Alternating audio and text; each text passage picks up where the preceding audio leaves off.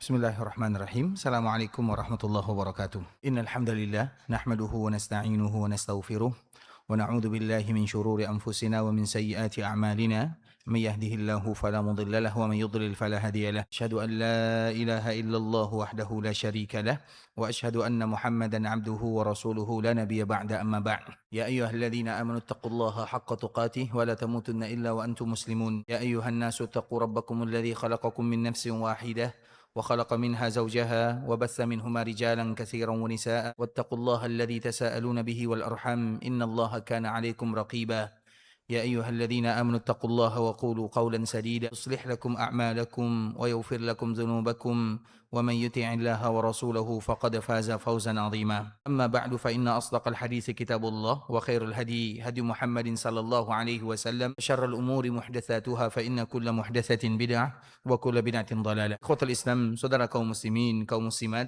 secara khusus kepada akhwat, ibu-ibu, semoga Allah Subhanahu wa taala menjaga kita bersama, memberikan kemudahan dalam kehidupan, kelancaran dalam urusan, dan dipanjangkan umur dalam ketaatan kepada Allah Subhanahu wa taala. Karena baginda Rasulullah sallallahu alaihi wasallam pernah menyebutkan khairun nas, manusia yang terbaik adalah man tala umruhu wa hasuna amaluh. Manusia yang terbaik adalah mereka yang panjang umurnya, kemudian banyak amalan kebaikannya. Itu merupakan di antara tanda manusia yang terbaik. Wa syarrun nas, sedangkan manusia yang terburuk, man tala umruhu, mereka yang panjang umurnya dan banyak keburukannya. Tentu di antara salah satu permintaan kita kepada Allah adalah kisah yang dibawakan oleh sahabat Anas bin Malik radhiyallahu taala anhu.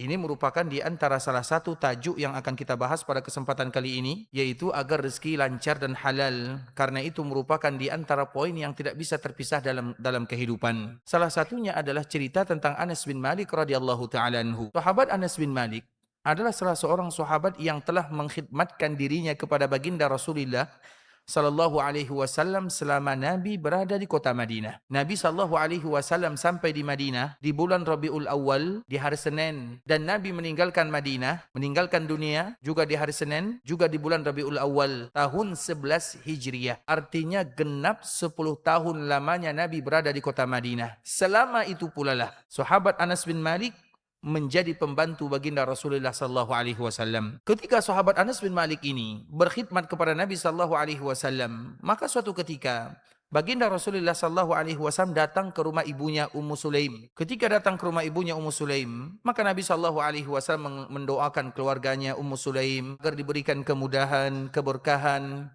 Kemudian dikala itulah Nabi sallallahu alaihi wasallam diminta oleh Ummu Sulaim, "Ya Rasulullah, khuwaidimuk, ya Rasulullah, pembantu kecilmu." Maknanya doakan pembantu kecilmu, yaitu Anas bin Malik. Maka di saat itulah Nabi sallallahu alaihi wasallam mendoakan 4 perkara untuk Anas bin Malik. Yang pertama, untuk diperbanyak rezeki hartanya. Yang kedua, diperbanyak keturunannya. Yang ketiga, dipanjangkan umurnya. Yang keempat, diampunkan dosanya. Lengkap doa Nabi sallallahu alaihi wasallam untuk sahabat Anas bin Malik radhiyallahu taala anhu. Karena memang itulah yang dicari oleh manusia dalam kehidupan dunia. Yang pertama yang mereka cari adalah rezeki. Yang kedua, umur panjang. Yang ketiga, anak dan keturunan. Yang keempat, dosanya diampunkan. Apa kata Nabi sallallahu alaihi wasallam kepada ibunya Ummu Sulaim? Semoga Allah memberikan keberkahan untuk Anas bin Malik, diperbanyak hartanya, diperbanyak keturunannya, dipanjangkan umurnya, kemudian diampunkan dosanya.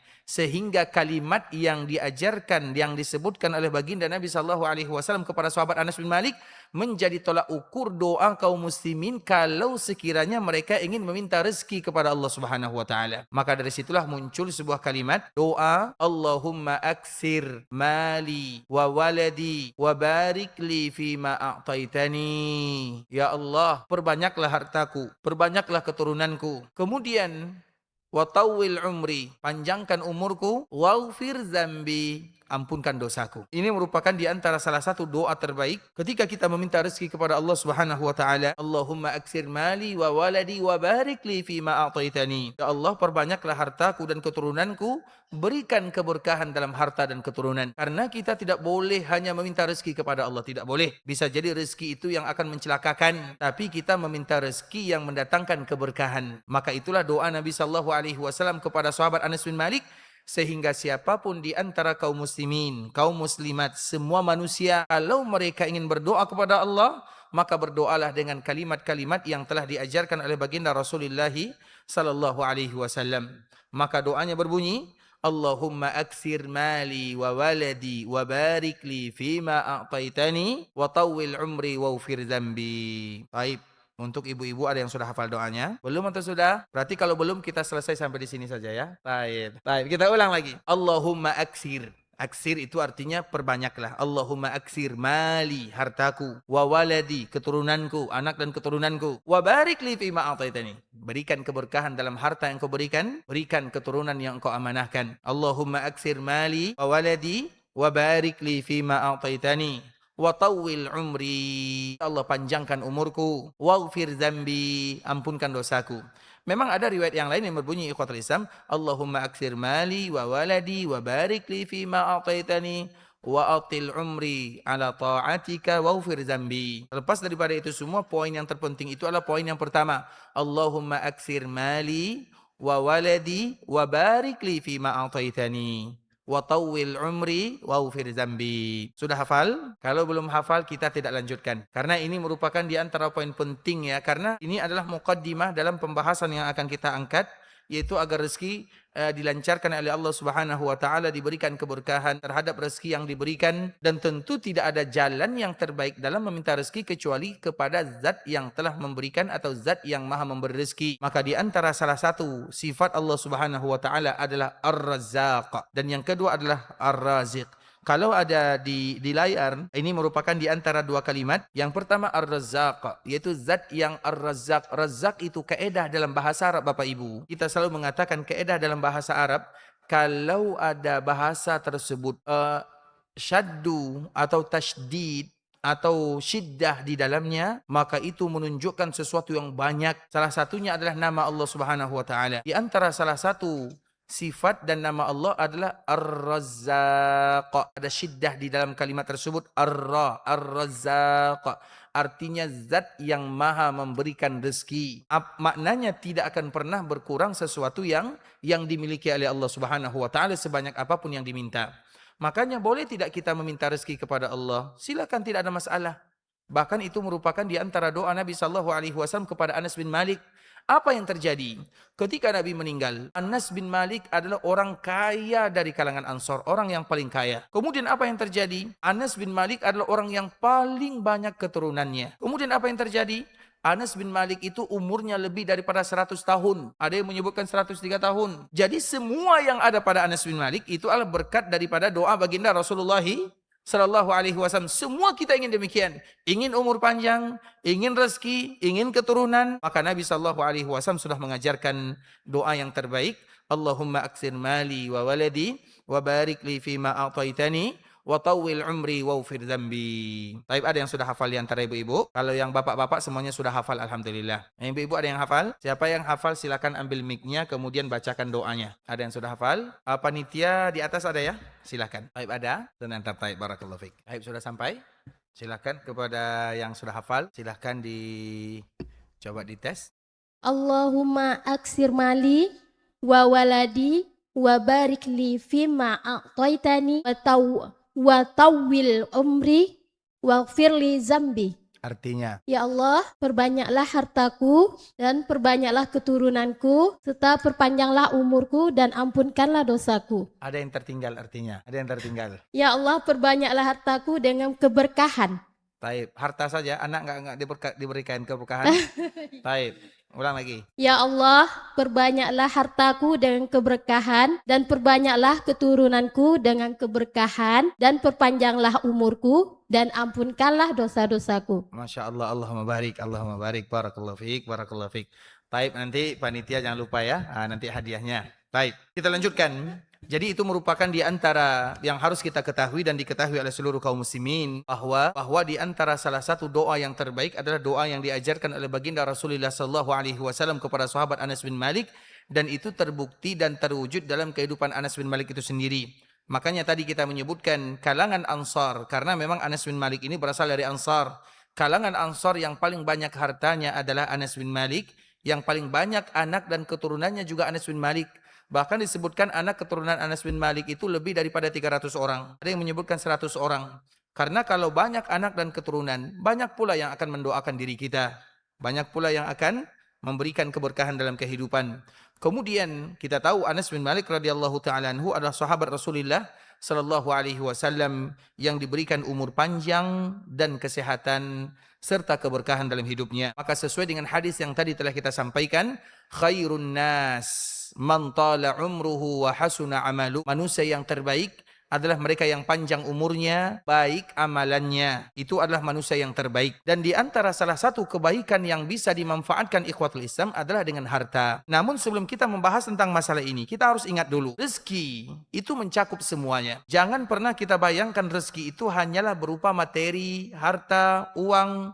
Itu hanya bagian daripada sedikit rezeki. Rezeki itu bisa secara zahir, bisa juga secara batin. Rezeki itu bisa juga secara khusus, bisa juga secara umum. Rezeki itu bisa jadi anak yang saleh. Anak itu juga rezeki dari Allah. Suami yang saleh itu adalah rezeki dari Allah. Istri yang saleha itu rezeki dari Allah Azza wa Jalla. Rumah yang baik itu rezeki dari Allah. Iman dan Islam itu rezeki dari Allah.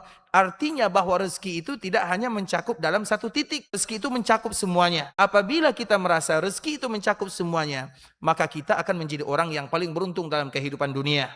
Makanya standar kaya dalam agama ada dalam hadis baginda Rasulullah sallallahu alaihi wasallam. Apa kata Nabi sallallahu alaihi wasallam? Man asbaha minkum aminan fi sirbi, mu'afan fi jasadi, indahu qutu yaumih, faka'annama hizat lahu dunya wa ma fiha. Ini adalah tanda orang yang kaya. Agar kita tahu apa itu rezeki. Rezeki itu tidak hanya tertuju pada satu harta saja atau uang saja. Nabi SAW menyebutkan manusia yang paling kaya di dunia. Standar dalam agama. Agar kita tahu ternyata tidak ada yang miskin. Ternyata tidak ada yang miskin. Di antara hamba Allah Subhanahu wa ta'ala tidak ada di antara mereka yang miskin. Makanya ikhwatul Islam, di dalam sebuah kalimat, mungkin kalau ada layar bisa dilihat di dalam layar ya.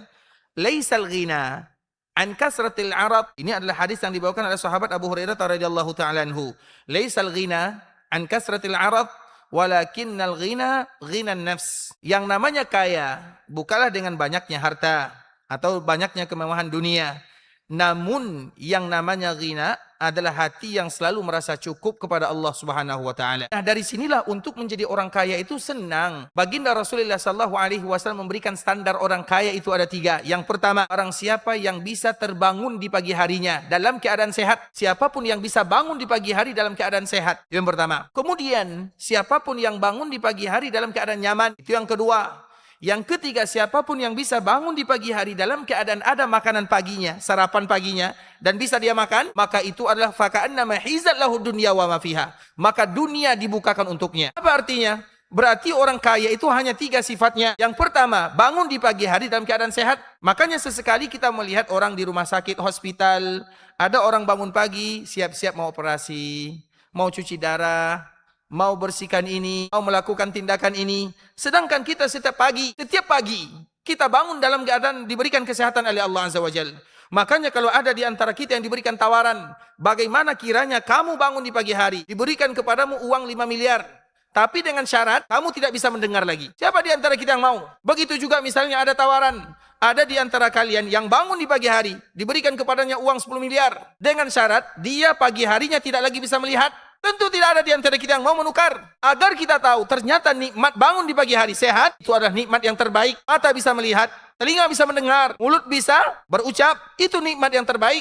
Makanya nikmat rezeki itu tidak tertuju kepada harta benda saja. Dan itu yang sering dilupakan oleh kaum muslimin. Banyak di antara kita yang lupa bangun di pagi hari dalam keadaan sehat. Itulah rezeki yang sesungguhnya dari Allah Azza wa Jalla. Makanya jauh-jauh hari Nabi SAW sudah menyebutkannya. Barang siapa di antara kalian yang bangun di pagi harinya dalam keadaan sehat, kemudian bangun di pagi harinya dalam keadaan nyaman. Alhamdulillah dikala kita bangun di pagi hari, tidak ada hutang, atau kita dalam keadaan berada dalam kenyamanan, itu adalah orang yang paling kaya. Kemudian indahu qutu yaumi, dan pada hari itu ia punya makanan cukup untuk hari itu. Kalau 3 sifat ini ada pada dirinya, maka ia sudah terhitung sebagai orang yang kaya. Kenapa demikian? Kalau kita sehat, bisa bekerja. Kalau kita nyaman, bisa bekerja. Kalau kita ada makanan pagi, sarapan, bisa ada kekuatan untuk bekerja, maka itulah yang disebut dengan kekayaan yang sesungguhnya. Sehingga baginda Rasulullah SAW menyebutkan, faka'annama hizat lahud dunya wa ma fiha. Orang yang diberikan 3 ini seolah-olah ia punya dunia dan seisinya. Maknanya dia bebas bekerja, dia bisa makan, dan dia bisa melakukan aktivitas yang lainnya. Kemudian setelah kita mengetahui bahwa ternyata rezeki itu bukan hanya tertuju kepada harta.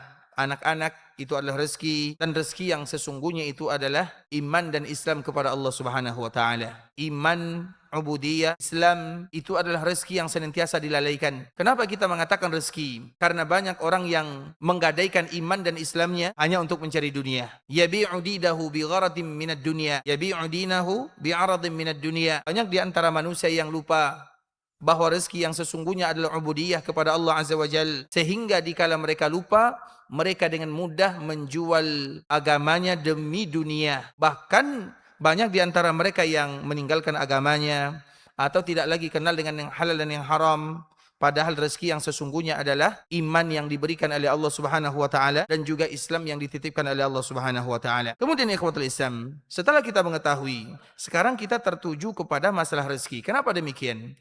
Karena biasanya kalau kita perhatikan dalam Al-Qur'an, Allah Subhanahu wa taala pernah menyebutkan dalam surah Al-Anfal. Apa kata Allah Azza wa Jalla? Ya ayyuhalladzina amanu la takhunullaha war rasul wa takhunu amanatikum wa antum ta'lamun. Wa'lamu annama amwalukum wa auladukum fitnah. Allah Subhanahu wa taala menyebutkan, wahai orang-orang yang beriman, jangan kalian khianati Allah, jangan kalian khianati Rasulnya, dan jangan kalian khianati amanah. Kemudian setelah ayat ini Allah menyebutkan apa penyebab seseorang itu berkhianat. Khianat kepada Allah mungkin bisa dihindarkan. Khianat kepada Rasulullah SAW mungkin bisa kita obati. Dan khianat yang terbanyak itu adalah khianat terhadap amanah. Kemudian Allah Subhanahu wa taala melanjutkan ayatnya. Fa'lamu annama amwalukum wa auladukum fitnah. Allah Subhanahu wa taala menyebutkan, ketahuilah anak kalian, keluarga kalian, harta kalian itu adalah fitnah. Artinya yang biasa menyebabkan seseorang mengkhianati amanah adalah keluarga, anak, harta. Itu yang biasa menyebabkan seseorang tidak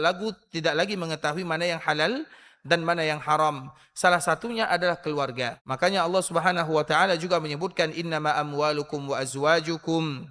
Sesungguhnya harta kalian dan istri-istri kalian. Seorang wanita, mereka punya andil dalam rumah tangga. Dan pekerjaan wanita dengan lelaki, itu pekerjaan yang tidak sama. Kalau lelaki, wanita juga bekerja, ibu-ibu juga bekerja. Dan mereka punya andil yang luar biasa dalam mendatangkan rezeki kepada suaminya. Karena biasanya yang menyebabkan seorang suami durhaka kepada amanah, mereka berkhianat kepada amanah, mereka tidak mengetahui lagi mana yang halal dan mana yang haram, karena tuntutan daripada keluarga. Maka oleh karena itulah ikhwatul Islam, seorang istri mereka harus tahu, seorang wanita harus tahu apa yang harus mereka lakukan kepada suaminya. Wanita bukan tidak bekerja. Pekerjaan mereka itu adalah pekerjaan yang terbaik. Pekerjaan mereka itu adalah berdoa kepada Allah Subhanahu wa taala. Pekerjaan mereka itu adalah mengingatkan keluarganya. Makanya ada salah seorang wanita dulu, setiap kali suaminya pergi bekerja, maka dia akan mengantarkan suaminya ke pintu rumah. Kemudian dikala suaminya ingin berangkat bekerja, maka ia pun mengatakan, wahai suamiku, ketahuilah kami sabar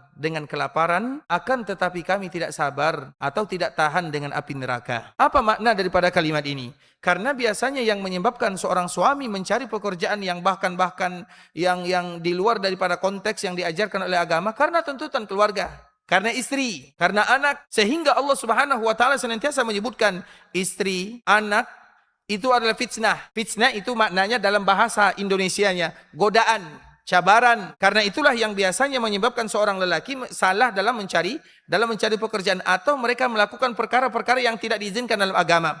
Makanya wanita bukan berarti tidak bekerja. Pekerjaan wanita adalah mengingatkan suaminya, dan pekerjaan wanita adalah berdoa kepada Allah Azza wa Jalla. Makanya tadi kita menyebutkan dulu, apabila ada seorang suami mereka bekerja, maka wanita atau istri mengatakan, wahai suamiku, kami tahan tidak makan, tapi kami tidak tahan dengan azab neraka Allah Subhanahu wa taala. Kemudian kalau demikian keadaannya, maka tentu saling menguatkan satu dengan yang lainnya. Karena urusan rezeki, harus kita tahu, Allah tidak pernah mengikat rezeki dengan pekerjaan. Makanya ada salah satu kalimat yang sangat indah dalam riwayat yang dibawakan oleh sahabat Jabir bin Abdullah radhiyallahu taala anhu. Apa kata Nabi sallallahu alaihi wasallam? Ayuhan nas, ittaqullah Wahai manusia, bertakwalah kalian kepada Allah. Wa ajmilu fit talab. Kemudian tempuhlah jalan yang terbaik dalam mencari rezeki. Fa inna nafsan lan tamuta hatta tastawfi rizqaha. Karena sesungguhnya masalah rezeki, tidak akan ada satupun yang meninggal kecuali Allah akan cukupkan rezekinya. Makanya masalah rezeki itu bukan masalah seorang hamba. Dan rezeki itu tidak pernah ada urusannya dengan kerja. Tidak pernah. Bahkan digambarkan dalam Al-Quran lebih daripada 123 tempat. Allah berbicara tentang rezeki, tidak pernah diikat dengan kerja. Allah tidak pernah mengatakan siapa yang banyak pekerjaannya, banyak rezekinya. Siapa yang lelah bekerja, banyak rezekinya. Tidak. Tapi rezeki itu diikat semuanya kepada Allah Subhanahu wa Ta'ala. Maknanya kalau diikat kepada Allah, berarti kita harus meminta kepada Allah. Banyak kita perhatikan orang yang bekerja dari pagi sampai malam, secara rezeki mungkin sedikit. Banyak orang yang pekerjaannya mungkin tidak terlalu lama, tapi Allah bukakan untuknya pintu rezeki. Agar kita tahu, rezeki tidak pernah diukur dengan kerja. Rezeki itu digantung kepada Allah Azza wa Jalla. Makanya disebutkan dalam hadis Nabi sallallahu alaihi wasallam, "Fa inna nafsan lan tamuta hatta tastawfi rizqaha." Karena tidak ada satupun yang meninggal kecuali rezekinya sudah lengkap. Ada salah satu kisah yang menarik di sini. Ada salah seorang dulu ya, dia Dia terjatuh ke dalam sebuah sumur. Tiba-tiba terjatuh ke dalam sebuah sumur. Kemudian, dikala dia terjatuh, ditolong oleh kawan-kawan dan tetangganya. Alhamdulillah dia selamat. Ketika dia selamat, maka tetangganya bercerita, kenapa kamu tadi bisa jatuh dan yang semisalnya, sambil memberikan segelas air. Kemudian orang ini, sebelum dia jawab, dia minum dulu. Dan izinkan saya minum dulu. Baik. Jadi dia minum. Setelah dia minum, ingin menjelaskan kenapa dia jatuh. Dia jatuh lagi. Jatuh yang pertama masih hidup. Jatuh yang kedua meninggal. Kenapa dia meninggal? Karena rezekinya belum sempurna, tinggal satu gelas air. Dan Allah tidak mau mewafatkan dia sampai menyempurnakan rezekinya. Rezeki dia tinggal satu gelas air. Ketika sudah sempurna satu gelas air, maka baru dia meninggal. Padahal sama-sama jatuh. Yang pertama jatuh, yang kedua juga jatuh. Jatuh yang pertama tidak meninggal, jatuh yang kedua meninggal. Agar kita tahu, tidak ada yang meninggal kecuali Allah sempurnakan rezekinya. Karena rezeki itu kembali kepada Allah, bukan urusan manusia. Urusan manusia bekerja, berusaha, berdoa. Makanya tadi kita menyebutkan urusan rezeki tidak pernah diikat kepada Allah Subhanahu, tidak pernah diikat kepada hamba dan kerja, tapi semuanya digantungkan kepada Allah Subhanahu wa Ta'ala. Maknanya ikhwatul Islam, kalau kita sudah menanamkan kalimat ini, maka di saat itulah kita akan menjadi orang yang tenang, yang nyaman. Mau dipaksakan, rezeki kita akan seperti itu juga. Makanya dari sini terjadi perbedaan antara Imam Syafi'i dengan Imam Malik. Kita sedikit bercerita ya. Jadi Imam Syafi'i adalah muridnya Imam Malik. Imam Malik itu adalah gurunya Imam Syafi'i. Imam Malik lahir pada tahun 93 Hijriah. Meninggal pada tahun 179 Hijriah. Berarti berapa umur Imam Malik? Ya ibu-ibu, 35 atau 37? Berapa umur Imam Malik? Lahir pada tahun 93, meninggal tahun 179 Hijriah. Berapa umurnya? Kayaknya ibu-ibu tidak ada yang jadi pedagang ya. Itu pun tak tahu. Berapa? Ibu-ibu ya. Karena pengajiannya untuk ibu-ibu. Yang bapak-bapak mendengarkan saja. Taib, barakallahu fiik. 86 kata bapak-bapak. Betul ibu-ibu? Taib. Imam Syafi'i lahir pada tahun 50, meninggal pada tahun 204. Imam Syafi'i ini lebih mudah untuk kita mengetahuinya. Artinya, ketika Imam Syafi'i lahir, Imam Malik itu sudah berapa umurnya? Karena di sini nanti ada makna yang akan kita sampaikan. Dikala Imam Syafi'i lahir, Imam Malik sudah berapa umurnya? Berapa ibu-ibu? Macamnya ibu-ibu tidur semua ya. Berapa umurnya? Imam Malik lahir pada tahun 93. Imam Syafi'i lahir pada tahun 150. Berarti dikala Imam Syafi'i lahir, Imam Malik sudah berumur berapa ibu-ibu? 87. 57. Artinya jarak antara Imam Malik dengan Imam Syafi'i jauh. Jarak antara Imam Malik dan Imam Syafi'i jauh. Artinya dikala Imam Syafi'i lahir, Imam Malik itu sudah 57. 57 itu bukan angka yang sedikit lagi. Itu baru lahirnya. Belum lagi Imam Syafi'i belajar. Anggaplah Imam Syafi'i umurnya misalnya belajar 20 tahun. Tambah lagi berarti Imam Malik sudah berumur 57, 67, sudah 77 tahun. Nah, taib. Kemudian Bapak Ibu, terjadilah perdebatan antara Imam Malik dengan muridnya Imam Syafi'i. Masalah rezeki. Perhatikan baik-baik. Perdebatan yang sangat luar biasa maknanya. Imam Malik mengatakan bahwa rezeki itu akan datang secara sendiri. Imam Malik mengatakan bahwa rezeki itu akan datang secara sendiri. Kemudian Imam Syafi'i mendebat gurunya. Wahai gurunda, tak mungkin rezeki itu datang tanpa usaha. Kalau kita tidak berusaha, macam mana rezeki itu akan datang? Baik, kira-kira dari dua perdebatan ini, mana yang betul? Guru atau murid? Guru atau murid? Betul nih, murid betul. Jadi murid durhaka. Mana yang betul? Imam Malik mengatakan rezeki itu akan datang sendiri. Imam Syafi'i menyebutkan, wahai gurunda, tidak demikian. Macam mana rezeki itu akan datang kalau kita tidak berusaha? Kemudian tiba-tiba ikhwatul Islam, apa yang terjadi? Tiba-tiba ada yang jual anggur atau ada yang menawarkan anggur. Maka di saat itulah Imam Syafi'i mengambil anggurnya. Kemudian dikala diambil, dibawa kepada gurunya. Kemudian di saat itulah apa kata Imam Syafi'i? Wahai gurunda, wahai guru saya, kalau saya tidak mengambil anggur ini, apakah mungkin anggur ini bisa datang sendiri? Berarti siapa yang betul? Apa jawaban Imam Malik? Coba tengok, saya duduk saja di sini, anggurnya datang sendiri. Jadi siapa yang betul? Langsung berubah fatwa. Tadi Imam Syafi'i, sekarang Imam Malik. Jadi siapa yang betul? Jadi guru itu jangan dilawan-lawan. Bisa dipahami ya? Dan itu kaidah yang luar biasa. Kita tidak menafikan kedua-duanya betul. Tapi coba perhatikan, ini adalah makna yang terindah dalam masalah rezeki. Imam Syafi'i mengatakan tanpa usaha tak mungkin datang. Imam Malik mengatakan dia datang sendiri. Tentu ada pendapat masing-masing. Bukan berarti tidak bekerja. Tapi dalam cerita antara guru dan murid ini ikhwatul Islam, agar kita tahu bahwa rezeki itu, usaha hanyalah sekedar penyebab sahaja. Tapi datang rezeki itu betul-betul dari Allah Subhanahu wa taala. Makanya ikhwatul Islam, Allah Subhanahu wa taala zat yang menyempurnakan rezeki. Pernah suatu ketika Nabi Sulaiman itu dia pernah bertanya kepada semut, berapa makanan yang kalian perlukan dalam 1 tahun? Apa jawaban semut ini? Kami perlu makanan dalam 1 tahun untuk 1 orang 3 butir gandum sahaja. 3 butir gandum sahaja. Kemudian ikhwatul Islam, maka Nabi Sulaiman mengambil seekor semut. Kemudian diletakkan di dalam sebuah tempat, dikurung, diletakkan di dalam kaca, dibuat tempat lubang khusus, kemudian dimasukkan di dalamnya 3 butir gandum. Karena tadi yang mengatakan bahwa dia hanya memerlukan 3 butir gandum dalam 1 tahun. Kemudian ditinggalkan oleh Nabi Sulaiman. Dikala ditinggalkan, 1 tahun berikutnya, Nabi Sulaiman menjenguk semut tadi. Kemudian dilihat, ternyata makanan yang ada di dalamnya tinggal 1,5. Semut itu hanya menghabiskan 1,5. Maka Nabi Sulaiman bertanya, wahai semut, bukankah dulu kalian mengatakan kami menghabiskan dalam 1 tahun itu 3 butir? Kenapa yang kamu habiskan 1,5 butir?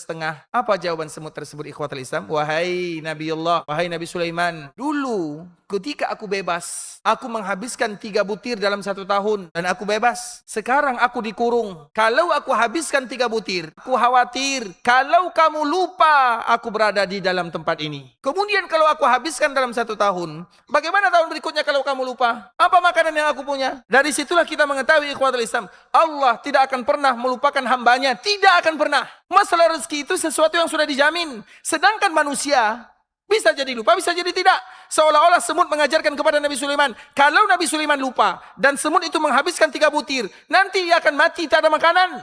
Karena manusia bisa lupa. Seolah-olah semut mengajarkan, bergantunglah selalu kepada Allah. Urusan rezeki minta kepada Allah. Selalu.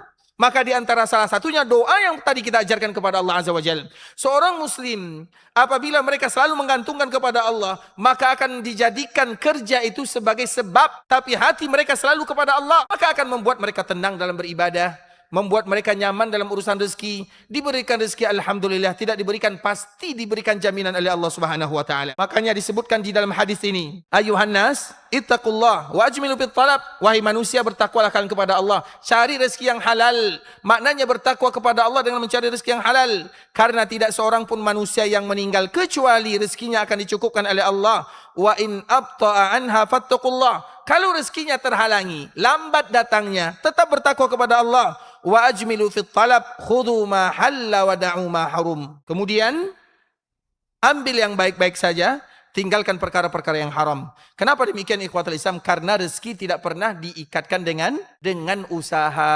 Maka di antara dalam pembahasan kali ini kita akan sebutkan bagaimana cara mendapatkan rezeki yang diajarkan dalam agama Allah Subhanahu wa taala. Tapi ikhwatul Islam, yang pertama kali yang harus kita ingat bahwa rezeki diikatkan oleh Allah Subhanahu wa taala dengan ibadah, dan ini merupakan di antara poin penting yang harus kita ketahui. Allah Subhanahu wa taala menyebutkan, dan semua kita hafal ya, wa ma khalaqtul jinna insa illa liya'budun. Ini pernah kita sampaikan, aku tidak menciptakan jin dan manusia, kata Allah Azza wa Jalla, kecuali untuk beribadah. Ayat ini adalah ayat yang ada lanjutannya. Allah Subhanahu wa taala menyebutkan, ma uridu minhum min rizqin wa ma uridu an yut'imun. Aku tidak pernah menginginkan rezeki, makanan dari hamba. Innallaha huwar razzaqu dzul quwwatil matin. Karena yang memberikan rezeki itu adalah Allah Subhanahu wa taala. Seolah-olah dalam ayat ini Allah menyampaikan, ibadah itu adalah salah satu yang memudahkan kalian mendapatkan rezeki. Dan rezeki itu ikhwatul Islam, kita harus ingat, tidak diukur dari banyak atau sedikit, tapi diukur dari keberkahan yang didapatkan. Kami punya kawan, ini cerita mungkin 10 tahun yang silam ya. Dia dulu bekerja belasan juta dapat 1 bulan, tapi hutang di mana-mana, masalah tidak pernah selesai. Kemudian alhamdulillah Allah Subhanahu wa taala memberikan kepadanya taufik untuk misalnya sudah rajin salat berjamaah, kemudian tidak lagi melakukan perkara-perkara yang haram. Meski dia mungkin 4 juta atau 5 juta 1 bulan, yang darinya tadi belasan juta sekarang menjadi 4 juta 5 juta, tapi dia mengatakan, Ustaz, walaupun rezeki saya 4 atau 5 juta, tapi saya tenang, hutang tidak ada. Berkah itulah disebut dengan berkah. Berkah itu ikhwatul Islam, berkah itu artinya Allah Subhanahu wa taala akan mencukupkan. Itu disebut dengan berkah. Makanya di dalam agama Islam tidak meminta kita untuk meminta rezeki, tapi minta rezeki dan berkah. Kenapa demikian? Kita harus ingat salah satu kisah yang terindah, kisah tentang 3 orang dari Bani Israel. Yang pertama adalah seseorang yang memiliki penyakit rambut. Jadi rambutnya itu tak mau tumbuh. Kemudian tiba-tiba malaikat datang. Kemudian malaikat mengatakan, wahai fulan, apa yang kamu inginkan? Orang ini tidak tahu kalau itu adalah malaikat. Maka orang ini mengatakan, aku ingin memiliki rambut yang indah, agar orang tidak menghina diriku. Kemudian malaikat mengusap kepalanya, mendoakan dirinya, semoga Allah berikan rambut yang indah.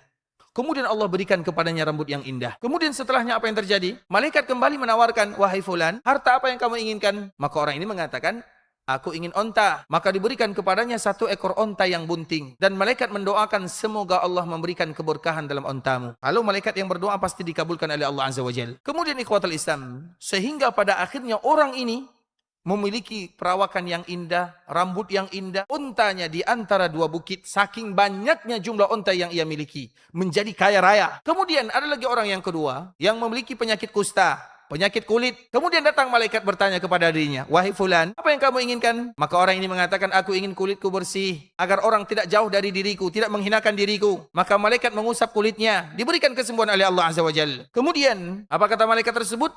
Harta apa yang kamu inginkan? Maka orang ini mengatakan, aku ingin lembu, kerbau, atau onta. Diberikan kepadanya 1 ekor lembu atau kerbau yang memiliki anak atau yang bunting.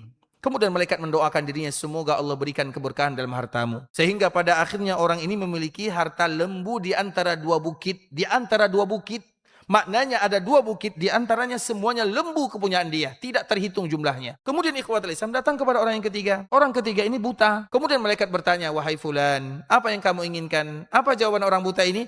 Aku ingin agar kembali bisa melihat. Maka malaikat memegang matanya, mendoakan dirinya. Pada akhirnya dia bisa melihat. Kemudian malaikat kembali bertanya, harta apa yang kamu inginkan? Maka orang ini mengatakan, harta yang aku inginkan adalah kambing. Maka diberikan kepadanya 1 ekor kambing yang bunting. Malaikat doakan sehingga pada akhirnya semua atau ketiga orang ini menjadi orang yang paling kaya raya. Kemudian setelah itu apa yang terjadi ikhwatul Islam? Malaikat seketika mereka sudah kaya raya dalam beberapa waktu lamanya. Malaikat ini datang kepada orang yang pertama dalam bentuk orang tidak punya rambut. Kemudian dikala ia datang, seolah-olah dia sedang musafir, memerlukan. Kemudian dia datang kepada orang yang pertama, wahai fulan, aku ini seorang musafir. Aku ini tidak punya harta, berikan kepadaku 1 ekor onta saja untuk melanjutkan perjalanan, atau untuk aku ingin melakukan sesuatu yang terbaik, atau aku ingin melanjutkan kehidupan. Apa jawaban orang ini? Permintaan kamu terlalu banyak. Padahal dia punya onta di antara 2 bukit. Yang diminta cuma 1. Maka dia mengatakan, al-huququ katsirah. Permintaan kamu banyak dan aku punya tanggung jawab. Belum lagi anak, belum lagi istri, belum lagi ini. Kemudian malaikat ini kembali ingatkan dia, wahai fulan, bukankah dulu kamu orang miskin? Bukankah dulu kamu orang yang juga tidak punya rambut? Berikan kepadaku 1 saja. Kamu kan orang yang sudah diberikan oleh Allah Azza wa Jalla. Apa kata orang ini? Waristuhu min kabirin an kabir min kabir. Wahai fulan, karena orang ini tidak tahu kalau yang datang itu adalah malaikat yang dulu pernah datang kepadanya, tapi bentuknya lain. Aku mendapatkan harta ini, aku wariskan dari nenek moyang. Karena usaha, karena kerja. Maka di saat itulah malaikat mengatakan, wa in kunta kadhiban fasayyarakallahu ila ma kunt.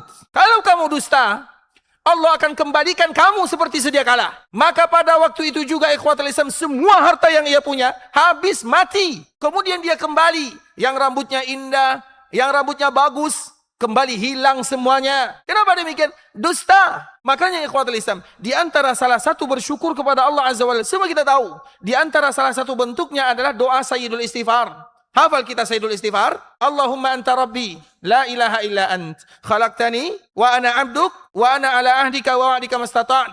A'udzubika min syarri ma sana'at. Apa sambungannya? Apa arti abu'u laka bi ni'matika alai? Abu'u laka bi ni'matika alai. Ya Allah, sesungguhnya aku mengakui semua nikmat yang kau berikan. Dan itulah makna daripada firman Allah Azza wa Jal. Wa amma bi ni'mati rabbika. Apa artinya? Wa amma bi ni'mati rabbika fahaddits. Adapun dengan nikmat yang Allah berikan kepada kalian, maka ceritakanlah. Apa makna menceritakan nikmat Allah? Apa makna menceritakan nikmat Allah? Ibu-ibu ada yang tahu jawabannya? Menceritakan nikmat Allah itu ikhwatul Islam bukan pamer. Dan itulah di antara salah satu kesalahan manusia. Dan Allah Subhanahu wa taala ceritakan dalam Al-Qur'an, "Kalla innal insana la yatagha." Sekali-kali tidak, ketahuilah, manusia itu akan tagau, bagau. Mereka akan melampau, mereka akan sombong, mereka akan melakukan sesuatu di luar daripada ketentuan normal manusia. Kapan mereka melakukan perkara seperti ini? Sambungan ayatnya. Ar-ra'ahus taghna, ketika mereka melihat diri mereka kaya. Kira-kira saya contohkan, analogikan. Ada orang yang berbadan kekar, kuat. Kira-kira mereka kalau keluar rumah mau pakai baju atau tidak? Biasanya kan pakai baju-baju yang ketat, pakai baju yang separuh. Supaya apa? Supaya orang tahu kalau badan dia kekar. Ada orang yang diberikan paras cantik oleh Allah Subhanahu wa taala, maka dia akan berusaha memperlihatkan kelebihan yang dia punya kepada orang lain. Dan disitulah ujian yang sesungguhnya. Ujian yang sesungguhnya adalah ketika kita berhasil. Karena nikmat itu untuk dinikmati, bukan untuk dipamerkan. Dan ini untuk kepada kita semuanya. Terkhusus bagi kita yang sering bermain media sosial. Biasanya yang sering bermain media sosial itu laki-laki atau perempuan? Mengaku ya. Itulah di antara salah satunya. Wa abu'u bizambi. Aku mengakui kesalahan yang aku lakukan. Iya kan Sayyidul Istighfar? Wa abu'u bizambi. Punya nikmat, punya suami. Jangan dipamerkan kepada orang lain. Alhamdulillah kami pergi pergi bersantai bersama suami. Enggak usah, nikmat untuk dinikmati, bukan untuk disampaikan kepada orang semuanya. Karena ketika kita punya nikmat, tidak semua orang suka kalau kita punya nikmat. Apalagi kepada ibu-ibu yang wanita. Kan biasa kan beli emas, alhamdulillah bisa beli emas 10 kilo misalnya. Contoh, dia tidak foto yang lain, dia foto emasnya. Jangan kita anggap semua orang suka kepada apa yang kita punya, jangan. Dan di antara salah satu penyebab yang menghilangkan rezeki adalah dikala kita berbicara kepada manusia, bukan berbicara kepada Allah. Makanya dalam hadis ini disebut dengan Sayyidul Istighfar. Karena di dalam kalimat itu ada abu'u bi ni'matika alai. Ya Allah, aku akui semua nikmat yang kau berikan kepadaku. Nikmat itu untuk dinikmati, bukan untuk dipamerkan. Apalagi ibu-ibu, semua nikmat punya anak. Misalnya anak yang pintar, halo alhamdulillah anak saya sekarang sedang belajar, sedang ini. Tidak usah, sama kita zalim kepada anak namanya. Bisa jadi nanti dicabut gara-gara kita. Karena nikmat itu bukan untuk diceritakan kepada semuanya. Tidak semua orang suka. Nikmat itu untuk dinikmati. Kalaupun kita bercerita, ceritakan kepada orang yang kita sukai. Jangan ceritakan di media sosial. Jangan ceritakan di pengajian. Alhamdulillah ibu-ibu, saya sekarang punya misalnya anak yang sudah ini, sudah itu. Tidak usah demikian, kecuali kepada orang-orang yang kita cintai. Aku punya rumah seperti ini, kemudian alhamdulillah kemarin marmernya terbuat berasal dari sana, dibuat dari sini, ada mobil seperti ini. Tidak usah. Makanya kalau ingin bercerita, ceritakan kepada orang yang kita cintai. Karena misalnya kalau kita punya rumah bagus, atau punya anak yang baik, yang hafal Quran, kemudian kita sampaikan kepada ayah, kepada ibu, kepada saudara-saudari, abang, kakak, ayah, ibu, alhamdulillah anak saya sudah hafal Quran. Kira-kira apa jawabannya? Alhamdulillah, semoga jadi anak soleh, semoga menjadi anak yang diridhai oleh Allah Azza wa Jal. Kita ceritakan, wahai ayah, wahai ibu, alhamdulillah kami bisa beli tanah, bisa buat rumah, bisa beli kereta, bisa beli mobil. Apa jawaban ayah dan ibu kita? Semoga Allah memberikan rezeki kepadamu nak. Tapi kalau kita ceritakan kepada teman-teman yang lain, apa jawabannya? Ini kayaknya korupsi nih. Korupsinya banyak nih. Itulah makna wa amma bi ni'mati rabbika fahaddits. Bercerita bukan kepada orang lain. Yang pertama bercerita kepada diri sendiri. Bercerita kepada Allah. Apa makna bercerita kepada Allah? Yang tadi Sayyidul Istighfar. Maka kalimat ini disebut dengan Sayyid. Sayyid itu artinya pemimpin dari segala istighfar. Karena di dalamnya ada kalimat abu'u laka bi ni'matika alai. Makanya di antara salah satu bentuk doa, sebutkan semua nikmat yang kita punya kepada Allah Subhanahu wa taala. Ya Allah, dulu aku miskin, Engkau berikan rezeki. Aku dulu tidak punya suami, Engkau berikan suami yang terbaik, yang saleh, yang sayang kepada diriku. Ya Allah, Engkau berikan kepada kami rumah. setelah selama ini kami mengontrak, contoh misalnya. Sebutkan semuanya. Dan jangan pernah menyandarkan kepada diri sendiri. Sama dengan kisah ini. Dikala malaikat datang dalam bentuk yang serupa, sama dengan bentuk dia dulu. Dia pun mengatakan, aku mendapatkan harta yang banyak ini karena usaha, karena kerja, dari warisan. Maka malaikat mengatakan, in kunta kadziba. Kalau kamu dusta, Allah akan kembalikan seperti zaman dahulu kala. Hilang semua hartanya, hilang. Kemudian rambutnya yang begitu indah, langsung menjadi berubah-berubah seperti zaman dahulu kala. Makanya Allah menyebutkan, kalla innal insana la yatgha ar-ra'ahu istaghna. Manusia itu akan melampau kalau melihat atau kalau dirinya diberikan kelebihan. Jadi salah satu yang menyebabkan kita zalim, jahat itu karena ada kelebihan. Kelebihan harta, kelebihan kekuatan, kelebihan pangkat, kelebihan semuanya. Makanya Allah mengingatkan, dikala ada orang berlebih, kemudian di saat itu dia tawadhu, dia rendah diri, maka itu adalah orang yang mulia. Baik. Kemudian malaikat ini datang lagi kepada orang yang kedua. Orang yang kedua ini memiliki kerbau lembu yang banyak sangat. Kemudian malaikat ini datang dalam keadaan kena penyakit kusta. Seperti dia dulu kala. Kemudian dia seolah-olah sedang melakukan safar. Dia pun datang, wahai fulan, aku sedang melakukan perjalanan. Aku minta tolong berikan kepadaku 1 ekor lembu saja. Apa kata orang ini? Jawabannya sama. Al-huququ katsirah. Aku punya tanggung jawab banyak. Permintaan kamu terlalu banyak. Padahal yang ia minta cuma 1 ekor lembu. Dan dia memiliki lembu di antara 2 bukit. Yang diminta 1. Kemudian di saat itulah ikhwatul Islam, dia pun mengingatkan, bukankah dulu kamu adalah orang yang kena penyakit, kemudian Allah berikan kesembuhan. Kamu dulu orang miskin, diberikan kekayaan. Maka dia pun menjawab dengan jawaban yang sama. Ini aku dapatkan hasil keringat kerja, warisan. Maka malaikat juga mengatakan, in kunta kadziba. Kalau kamu dusta, Allah akan kembalikan kamu seperti dulu. Hilang semua kerbaunya, mati.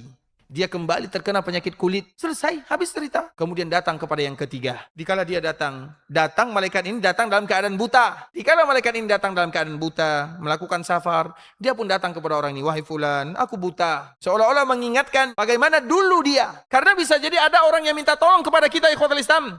Bisa jadi kita dulu juga sama. Kemudian Dikala malaikat ini datang, wahai fulan, aku sedang melakukan safar, aku buta, berikan kepadaku 1 ekor kambing saja. Nah, apa kata orang buta ini? Di saat itulah dia mengatakan, wahai saudaraku, aku dulu sama dengan dirimu. Aku dulu juga buta. Inilah maknanya. Abu ulaka bi ni'matika alai. Ceritakan nikmat untuk kita bersyukur kepada Allah. Ingat nikmat lama. Aku juga dulu buta. Aku miskin. Aku dijauhi oleh orang lain. Aku tidak punya teman. Aku tidak punya keluarga.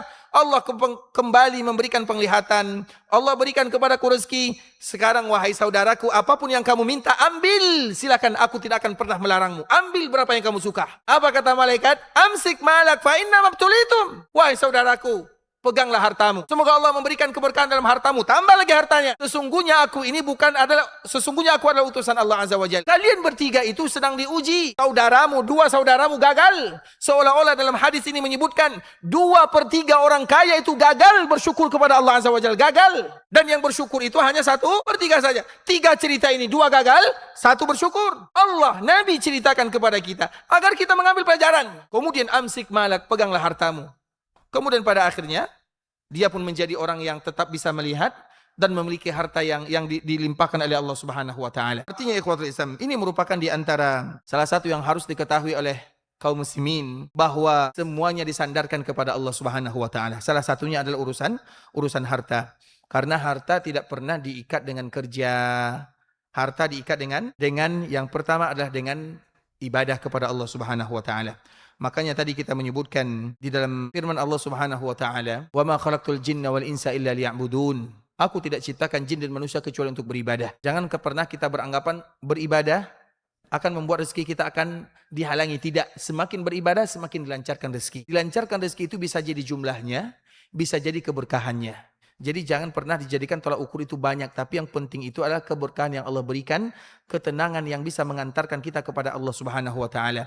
Karena di antara bentuk orang yang bersyukur kepada Allah, semakin banyak rezekinya, semakin beribadah kepada Allah Subhanahu wa ta'ala. Semakin banyak rezekinya, semakin memudahkan dia beribadah kepada Allah. Kenapa demikian? Karena di antara hukuman terberat dari Allah kepada seorang hamba, ketika Allah tidak mau melihat hamba tersebut beribadah kepadanya. Ketika kita sudah mulai lalai salat, lalai baca Quran, lalai berzikir, lalai bersedekah, tidak mau berbuat baik, ketahuilah lalainya kita dari ibadah itu hukuman dari Allah. Makanya Allah menyebutkan dalam surah Al-Mujadilah, istahwadha alaihimus syaitan fa'ansahum zikrallah. Istahwadha alaihimus syaitan fa'ansahum zikrallah. Syaitan sudah mulai menguasai mereka. Buktinya mereka lupa beribadah kepada Allah. Kalau kita lupa beribadah kepada Allah, maka itu adalah di antara salah satu hukuman terberat dari Allah Subhanahu wa taala. Kemudian yang kedua, rezeki diikat dengan takwa. Rezeki diikat dengan takwa. Yang pertama, rezeki diikat dengan ibadah. Sehingga di antara salah satu doa terbaik meminta rezeki adalah mengawali dengan firman Allah, Zaqudul quwwatil matin. Dari mana kalimat ini kita ambil? Diambil dari firman Allah, "Wa ma khalaqtul jinna wal insa illa liya'budun. Ma uridu minhum min rizqin wa ma uridu an yut'imun. Innallaha huwar razzaqu dzul quwwatil matin." Maka doa yang terbaik untuk meminta rezeki, ya razzaqu dzul quwwatil matin. Ya razzaqu dzul quwwatil matin. Ulang kalimat ini berkali-kali. Kemudian ikhwatul Islam, rezeki diikat oleh Allah Subhanahu wa taala dengan takwa. Nanti bagi yang ibu-ibu bisa dilihat di layarnya halaman 133. Yaitu rezeki diikat dengan takwa. Allah menyebutkan wa may yattaqillaha yaj'al lahu makhraja wa yarzuqhu min haitsu la yahtasib. Ayat ini disebutkan oleh Allah dalam surah At-Talaq. At-Talaq itu artinya wanita yang diceraikan. Karena biasanya perceraian itu salah satunya wanita yang mereka pikirkan siapa yang akan memberikan nafkah, siapa yang akan bertanggung jawab terhadap anak-anak dan keluarga, apalagi yang sudah punya anak ditinggalkan oleh suaminya. Maka Allah sebutkan ayat ini dalam keadaan terberat yang dihadapi oleh seorang wanita. Apa kata Allah? Wa man yattaqillaha yaj'al lahu makhraja. Barang siapa yang bertakwa kepada Allah, akan diberikan kepadanya jalan keluar. Ayat ini bercerita dalam surah At-Talaq. Kemudian wa yarzuqhu min haitsu la yahtasib. Allah akan memberikan rezeki dari tempat yang ia tidak sangka. Dan betapa banyak kejadian demikian ikhwatul Islam. Rezeki yang diberikan oleh Allah Subhanahu wa taala dari jalur yang tidak disangka dan tidak diduga. Kemudian yang ketiga, secara ringkas saja, rezeki itu diikat dengan tawakal kepada Allah Azza wa Jal. Nanti bisa kita baca, kita lihat di halaman, ini untuk ibu-ibu ya, 193. Wa may yatawakkal 'alallahi fahuwa hasbuh. Hasbuh itu artinya cukup Allah yang akan menjamin hidupnya. Itu makna hasbuh.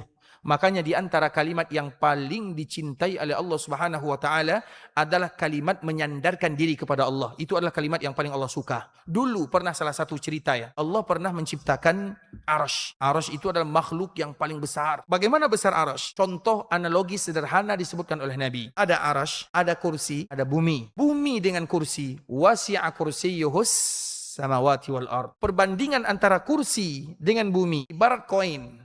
Koin ini dilemparkan ke padang Sahara, padang yang begitu luas. Koin yang kecil itu ibarat bumi. Dan padang yang begitu luas, itu adalah kursi. Itu baru perbandingan antara kursi dengan bumi. Baik, sekarang antara kursi dengan Arsy. Arsy itu ikhwatul Islam, ibarat koin yang juga dilemparkan ke padang pasir yang begitu luas. Koin itu adalah kursi, Arsy itu adalah padang yang begitu luas. Kalau demikian bagaimana perbandingan antara Arsy dengan bumi? Satu titik pun tidak ada. Karena Arsy itu adalah makhluk yang paling besar diciptakan oleh Allah Subhanahu wa taala dengan tangannya. Allah ciptakan makhluk langsung dengan tangannya 4. Adam, Arsy, surga Adan, Qalam.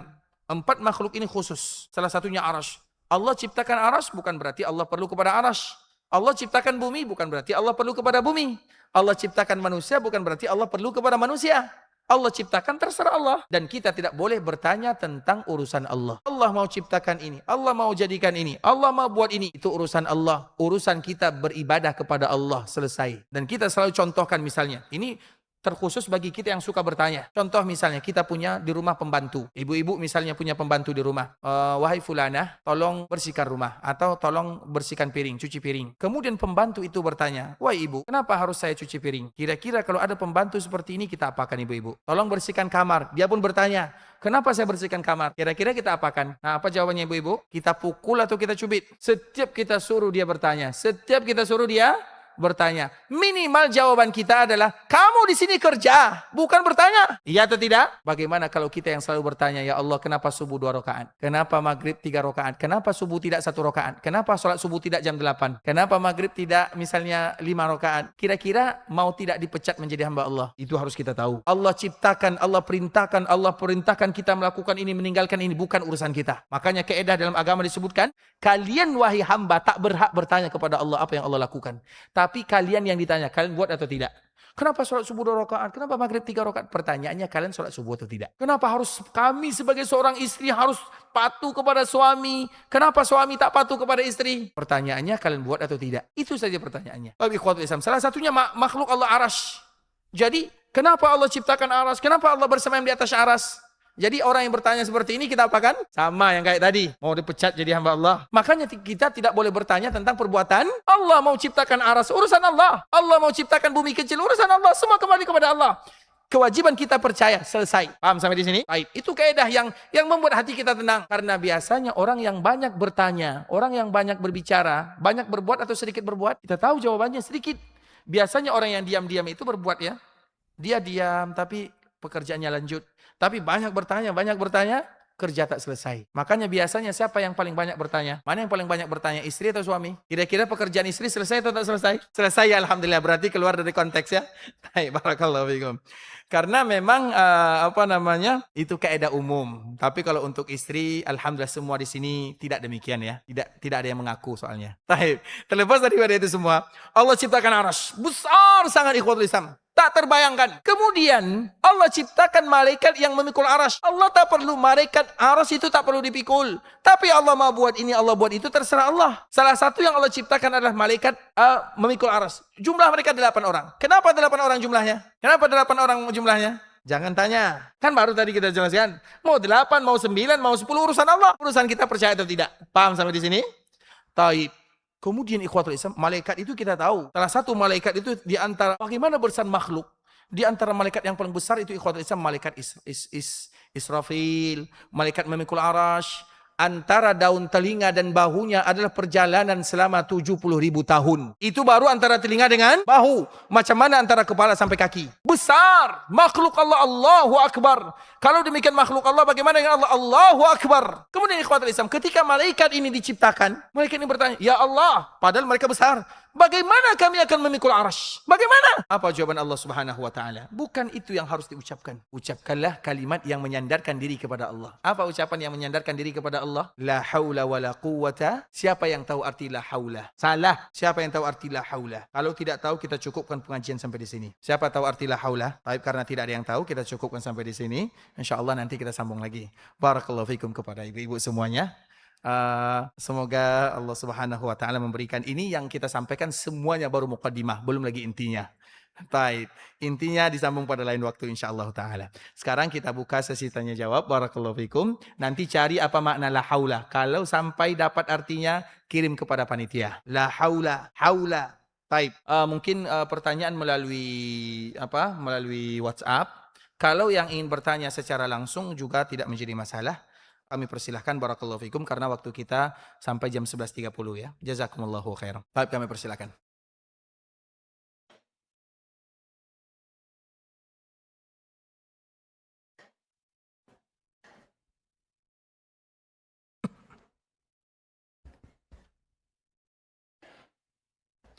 Baik, bismillah. Kita bacakan beberapa soalan yang masuk.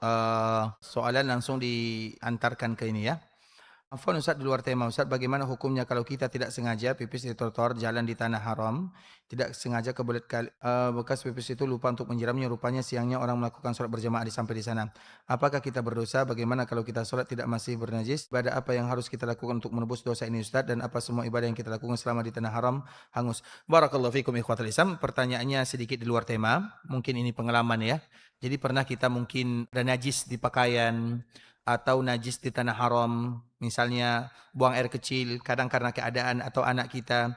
Kemudian tiba-tiba kita tidak membersihkan daerah tersebut. Kemudian kita melihat ada orang yang sholat. Orang yang sholat di sana tentunya sah sholatnya. Apakah kita berdosa? Tentu kita tidak akan berdosa kalau karena keadaan. Apalagi di tanah haram, kadang-kadang kita melakukan sesuatu yang sulit bagi kita untuk mengelakkannya. Karena kekhususan di tanah haram itu, makanya bagi mereka yang pergi ke tanah haram untuk melaksanakan ibadah haji atau melaksanakan ibadah umrah, ada salah satu surat namanya surat haji. Dianjurkan bagi kita untuk membacanya. Di antara salah satu isinya firman Allah Subhanahu wa taala, "Wa may yurid." Barang siapa yang ingin, Allah tidak menghukum orang yang berbuat maksiat di tanah haram atau orang yang berbuat zalim, tapi Allah menghukum orang yang baru ingin berbuat zalim. Itu perbedaannya. Kalau di tanah halal, Allah baru menghukum seseorang ketika ia sudah melakukan kezaliman. Tapi kalau di tanah halal, di tanah haram, Allah akan menghukum kalau dia sudah ingin berbuat zalim. Belum lagi berbuat zalim, tapi sudah ingin, maka sudah mendapatkan hukumannya. Apalagi kalau dia sudah berbuat zalim. Itu perbedaan antara tanah haram dengan tanah halal. Kalau itu sengaja dia buat. Tapi kalau tidak disengaja, seperti misalnya ini, kemudian dia tidak sengaja dan orang sholat di atasnya, maka la yukallifullahu nafsan illa wus'aha. Ketidaksengajaan itu tidak akan membuat kita berdosa. Maka Allah mengatakan dalam ayat, Rabbana la tu'akhidna in nasina aw akhtana. Ayat ini adalah hadiah terindah dari Allah untuk kaum muslimin. Rabbana la tu'akhidna in nasina. Ya Allah, jangan engkau berikan kepada kami dosa sesuatu yang kami tidak tahu, yang kami lupa. Lupa, misalnya lupa salat, lupa puasa, lupa sedekah. Kita tidak akan diberikan dosa oleh Allah Subhanahu wa taala kalau lupa. Yang diberikan dosa itu kalau selalu lupa. Jadi dua hal yang berbeda. Rabbana la tu'akhidna in nasina aw akhtana. Atau kami tersalah. Tersalah itu kita tahu hukumnya, tapi kita tidak boleh buat. Contoh pertanyaan ini, maka tentu tidak dihukum oleh Allah Subhanahu wa taala. Kemudian apa yang harus kita lakukan untuk menebus kesalahan tersebut? Maka perbanyaklah berdoa. Karena harus kita tahu ya, kesalahan itu bisa jadi kepada Allah. Kesalahan kepada Allah dengan memperbanyak ibadah kepada Allah.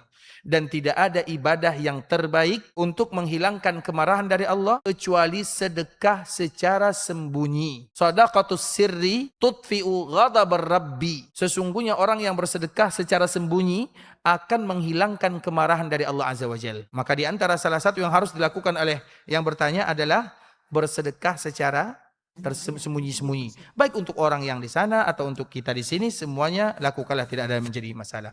Barakallahu fikum. Kemudian pertanyaan berikutnya, nasihat untuk seorang istri yang harus bekerja menjadi nakes karena harus merawat dan mendampingi suami yang sakit dan sudah mencari pekerjaan namun qadarullah belum rezekinya. Tapi ikhwatal Islam, kita harus tahu masalah rumah tangga itu dilihat bukan dikala mereka senang, dikala mereka sukses, dikala mereka banyak rezeki, akan tetapi dilihat dikala mereka berada di dalam kesulitan dan kesusahan. Karena yang harus kita ketahui ikhwatul Islam, pernikahan itu adalah rezeki yang sesungguhnya dari Allah Azza wa Jalla. Dan di antara salah satu yang bisa mendatangkan rezeki adalah pernikahan itu sendiri. Makanya fatwa-fatwa para sahabat menyebutkan iltamisul ghina afiz zawaj. Carilah kekayaan oleh kalian dalam pernikahan. Maknanya orang yang menikah itu adalah orang yang sudah diberikan rezeki oleh Allah. Apa rezeki yang Allah berikan kepada orang yang sudah menikah? Orang yang sudah menikah diberikan kepadanya rezeki menjaga diri. Karena yang bisa paling banyak menyebabkan masuk neraka itu ada dua. Yang pertama antara jenggot dan kumis, dan yang kedua antara dua paha. Dua benda inilah yang paling banyak mengantarkan seseorang masuk ke dalam neraka. Yang pertama antara jenggotnya, yaitu mulut. Yang kedua antara paha, kemaluan. Ketika mereka sudah menikah, separuh dia sudah jaga, tinggal separuh yang lain. Nah, makanya ketika kita memiliki masalah dan musibah, ketika dihadapi oleh masa-masa yang tidak ringan, maka di saat itulah seseorang akan dimudahkan oleh Allah Subhanahu wa taala urusannya. Ada salah satu, semoga nanti bisa kita bahas ya. Ada salah satu kitab judulnya Surat Cinta Dalam Musibah. Surat Cinta Dalam Musibah.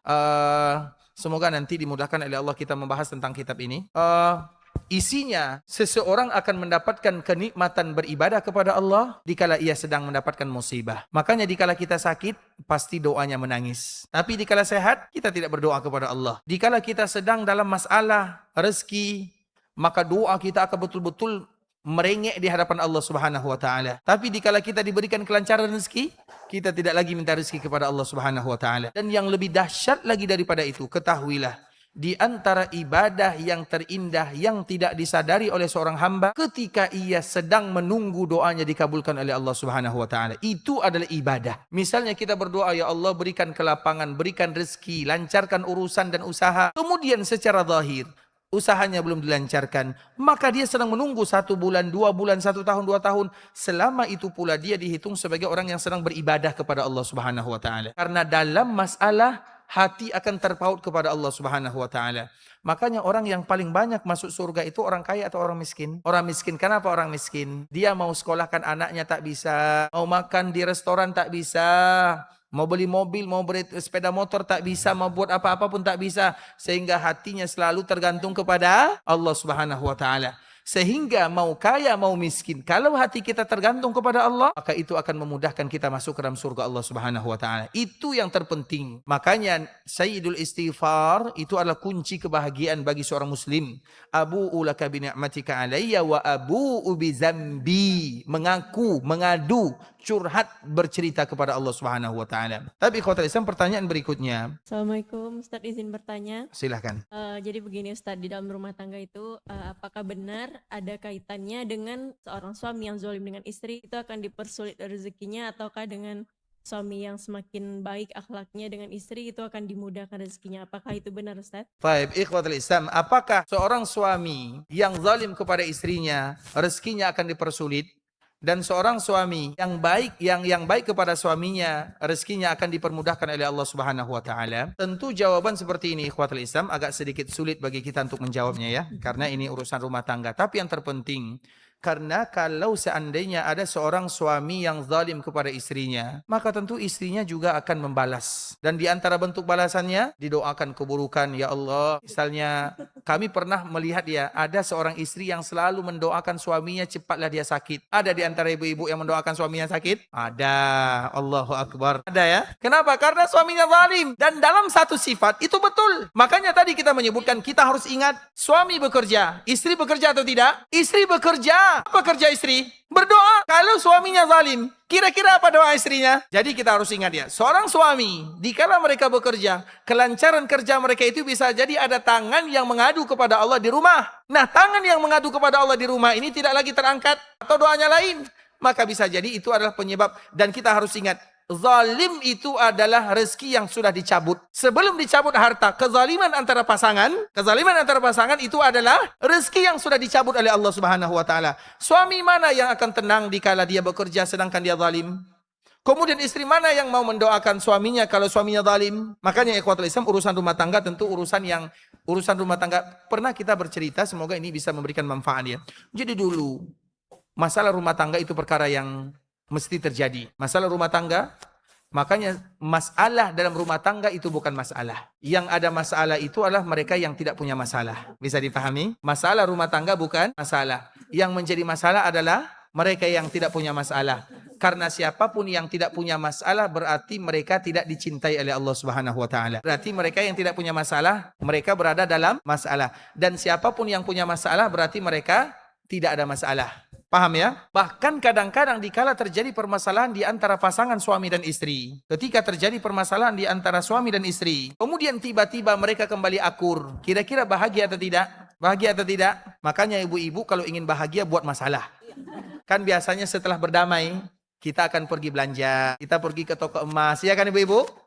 Makanya buat masalah dulu. Jadi nanti makanya ikhwatul Islam, masalah itu bukan masalah. Masalah itu adalah ketika kita tidak ditolong oleh Allah dalam menyelesaikan masalah. Nah, kita contohkan bagaimana putri Nabi SAW, wanita yang paling berharga, wanita yang paling sempurna, wanita yang paling menjadi pemimpin surga, Fatimah.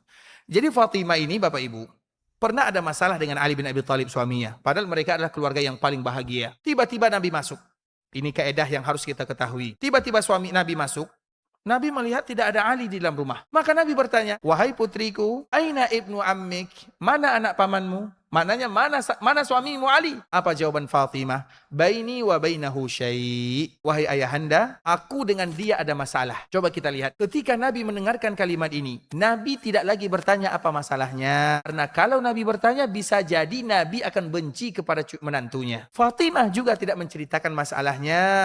Karena kalau diceritakan bisa jadi lebih berbahaya. Ketika Fatimah mengatakan baini wa bainahu syai', aku dan dia ada masalah. Selesai, Nabi langsung keluar. Karena nanti kalau Nabi berada di rumah Fatimah, bisa jadi masalahnya terbongkar. Kemudian ikhwatul Islam, Nabi keluar ingin menyelesaikan mencari cara. Kemudian di saat itulah Nabi perintahkan salah seorang sahabat cari Ali di mana dia berada. Dicari, ternyata Ali sedang berada dalam masjid. Coba kita lihat, mereka menyelesaikan masalahnya dikala mereka lari kepada Allah Subhanahu wa taala. Maka masalah yang terbesar dalam keluarga adalah ketika kita tidak mau kembali kepada Allah. Seorang istri yang terzalimi kembali kepada Allah, kita tidak tahu. Bagaimana hidayah, taufik dimudahkan oleh Allah Subhanahu wa taala. Kami pernah mendengarkan cerita fakta, salah seorang ulama yang ada di Madinah, pernah ada orang tuanya datang kepada ulama ini. Wahai Syekh, saya punya menantu, dia orang terpandang. Saya punya menantu laki-laki yang sering memukul anak saya. Orang tua mana yang tidak sakit hatinya kalau putrinya dizalimi? Orang tua mana? Kemudian Syekh ini mengatakan, aku bisa menolong masalahmu, tapi masalah itu hanya selesai dalam 1 hari 2 hari, kemudian kembali lagi. Karena kadang-kadang seorang suami yang zalim, kemudian diberikan nasihat oleh orang lain, bisa jadi dia sadar 1 hari 2 hari. Kemudian maka Syekh ini kembali mengatakan, menawarkan, aku akan berikan kepadamu solusi. Datanglah kamu kepada Allah, minta kepada Allah, pergilah umrah, datang ke rumah Allah. Ini kata Syekh yang tadi menjawabnya. Kemudian orang tua ini dia pergi, datang, beribadah, memohon, melaksanakan ibadah umrah. Kemudian dia berdoa. Setelah ia berdoa kepada Allah, betul-betul menangis untuk membantu putrinya yang terzalimi. Maka di saat itulah baru saja pulang dari melaksanakan ibadah umrah, tiba-tiba resepsionis bagian hotel memanggilnya karena dulu tidak ada telepon. Kemudian dipanggil, wahai fulan, ada yang menelpon kamu lewat handphone yang di hotel tersebut. Kemudian sang orang tua mengatakan, siapa kira-kira yang menghubungi saya? Kemudian diangkat teleponnya, ternyata putrinya sedang menangis. Apa kata putrinya? Wahai ayahku, tadi suamiku datang menangis, minta maaf dan mengakui semua kesalahannya. Aku tidak akan menzalim lagi, aku tidak akan melakukan kekerasan. Taufik dari Allah Subhanahu wa taala. Kalau Allah yang merubah hatinya, mudah bagi Allah. Kalau kita ikut campur tidak akan selesai. Makanya kenapa dalam masalah rumah tangga jangan jadikan orang ketiga, jangan jadikan orang yang ketiga itu adalah Allah. Itu kaedah. Kalau kita masukkan manusia, bisa jadi selesai, tapi 1 minggu 2 minggu, setelah itu kembali lagi. Makanya itu harus diingat ya. Nah, kita lihat Nabi SAW mencari Ali bin Abi Thalib. Mana Ali bin Abi Thalib? Ternyata Ali sedang tidur di masjid, mengadu kepada Allah. Kemudian duduk di masjid, kemudian tertidur. Ketika tertidur, maka pasir menempel di pipinya, di badannya. Nabi mengatakan, qum ya Aba Turab. Ali bin Abi Thalib mengatakan, aku tidak menerima panggilan yang terindah, yang paling aku sukai, kecuali Abu Turab. Dari mana kalimat ini berasal? Dari masalah antara Ali dan Fatimah. Kemudian Ali bangun. Ketika Ali bangun, dinampak Rasulullah SAW. Setelah dia melihat Nabi, tanpa bercerita, dia masuk ke rumah, bertemu dengan istrinya Fatimah. Selesai masalah. Masalah tidak keluar. Kemudian selesai, dimudahkan oleh Allah Subhanahu wa taala, kemudian kembali akur. Maka itulah yang harus diketahui dalam masalah keluarga. Jadi masalah keluarga, siapapun yang punya masalah, ketahuilah itu bukan masalah selama Allah membantu dan selama kita mengadu kepada Allah Subhanahu wa taala. Urusan rezeki apakah dipersulit? Karena kita harus tahu, ini kaedah dalam keluarga. Seorang istri berbuat baik kepada suaminya. Kenapa seorang istri berbuat baik kepada suaminya? Ibu-ibu siapa yang bisa jawab? Ini kaedah yang harus diketahui. Seorang istri berbuat baik kepada suaminya, kenapa? Karena suaminya berbuat baik pula. Seorang istri berbuat baik kepada suaminya karena beribadah kepada Allah. Seorang suami berbuat baik kepada istrinya, beribadah kepada Allah. Artinya kalau sekiranya kebaikan yang mereka lakukan dibalas dengan keburukan, mereka tetap berbuat baik atau membalas keburukan? Tetap berbuat baik. Karena mereka berbuat baik untuk beribadah kepada Allah. Kalau juga suaminya tidak mau berubah, apa solusinya? Berdoa minta suami baru. Belum tentu dapat suami yang lebih baik. Maka adukanlah kepada Allah Subhanahu wa taala. Dan jangan pernah berdoa, ya Allah persulitlah rezeki suamiku. Dan pernah keluar kalimat-kalimat yang bisa jadi doa itu dikabulkan oleh Allah Subhanahu wa taala.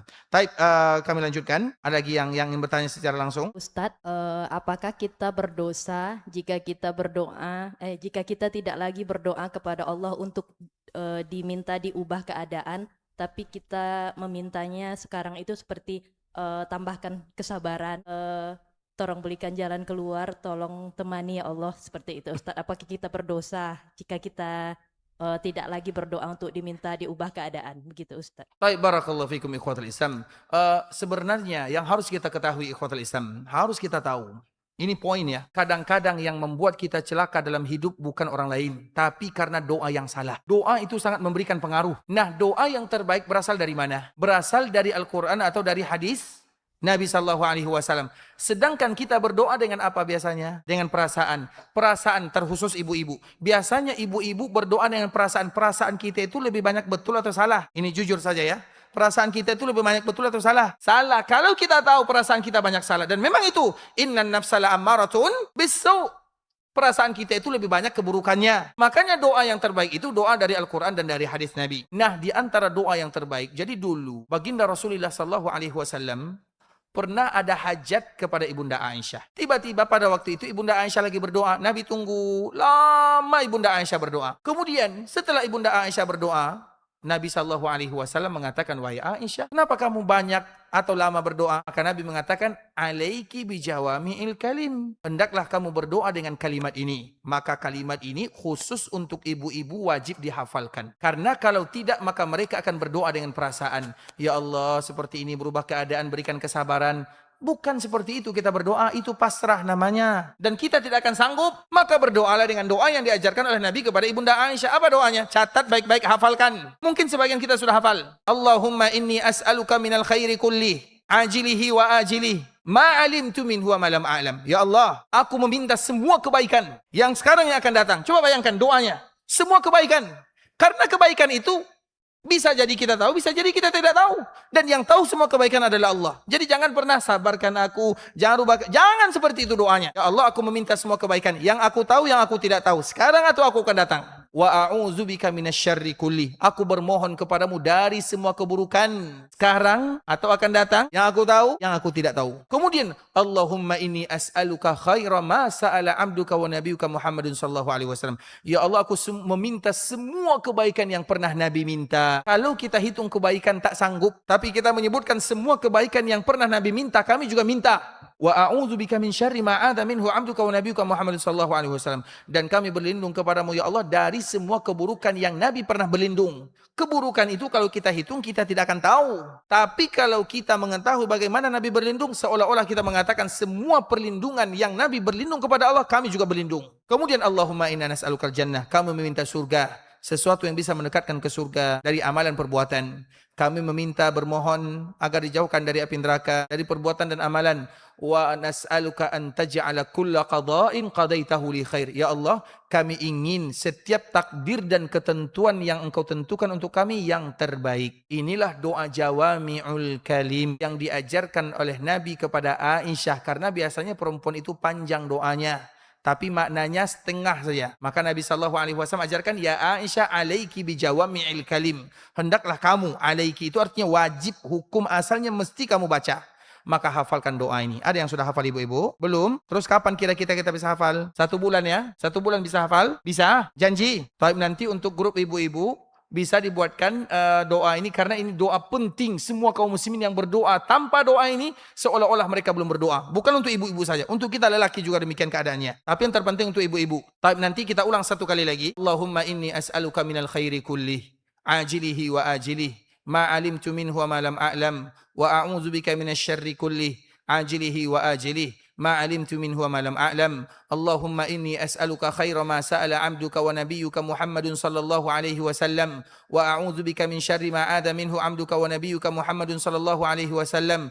Allahumma inni as'aluka al-jannah wa ma qarraba ilaiha min qawlin aw amal, wa a'udzubika minan nar wa ma qarraba ilaiha min qawlin aw amal. Allahumma inni as'aluka an taj'ala kulla qada'in qadaitahu li khair. Itu adalah doa semua kebaikan dunia akhirat yang diperintahkan oleh Nabi sallallahu alaihi wasallam kepada kaum muslimin untuk membacanya. Baik, ada lagi yang lain pertanyaannya? Tapi kita bacakan dulu. Assalamualaikum, bagaimana dengan orang tua yang mengungkit kebaikan kepada anaknya seperti mengatakan sudah untung kamu dulu kami sekolahkan. Taib ikhwatul Islam, ada sebuah kaidah yang harus diketahui. Bakhil, kira-kira siapa orang yang paling bakhil? Orang yang paling bakhil adalah orang yang memberi kemudian mengungkit-ungkit pemberiannya. Itu adalah orang yang paling bakhil. Bisa dipahami? Orang yang paling bakhil itu bukan orang yang tidak memberi. Orang yang bakhil itu adalah orang yang memberi, tapi ia kembali mengungkit pemberiannya. Maka itu disebut dengan bakhil. Makanya orang tua dikala mereka menyekolahkan anaknya, apa tujuannya? Jangan pernah berkeinginan, wahai anakku, kami sekolahkan kami rawat kamu, supaya nanti kamu merawat kami. Jangan. Sama kaedahnya tadi.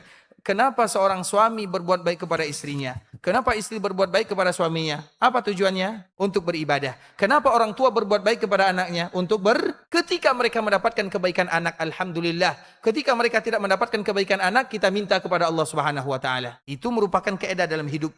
Berbuat baik itu bukan untuk mendapatkan kebaikan balasan, tapi untuk beribadah kepada Allah Subhanahu wa taala. Kalau kita dapatkan balasannya, alhamdulillah. Kalau tidak, maka kita juga meminta kepada Allah Subhanahu wa taala. Taib, tadi ada yang menjawab, la haula itu artinya tiada daya dan upaya melainkan dengan kekuatan Allah. Tapi jawabannya masih salah. Jadi jawabannya masih salah ya. Jadi hadiahnya belum didapatkan.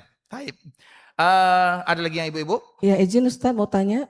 Yes. Bismillahirrahmanirrahim. Izin pertama saya ingin menyampaikan 2 fakta dulu terkait dengan kondisi Indonesia dan Riau khususnya. Pertama, Indonesia adalah negara terbesar Muslim di dunia. Yang kedua, kenyataan hari ini di Depak itu perceraian tingkat tertinggi mulai terakhir 2006 ini meningkat tajam.